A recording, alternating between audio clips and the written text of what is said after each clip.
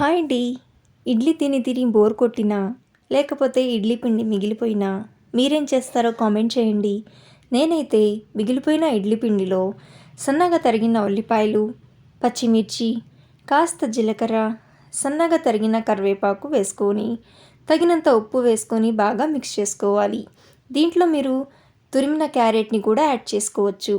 ఇలా బాగా మిక్స్ చేసుకొని ఈ మిశ్రమాన్ని కడాయిలో 3 టేబుల్ స్పూన్ల నూనె వేసుకొని వేడైన తర్వాత దీంట్లో దిబ్బ రొట్టెలాగా మందంగా వేసుకొని మూత పెట్టేసి మీడియం ఫ్లేమ్లో ఎర్రగా కాలనివ్వాలి.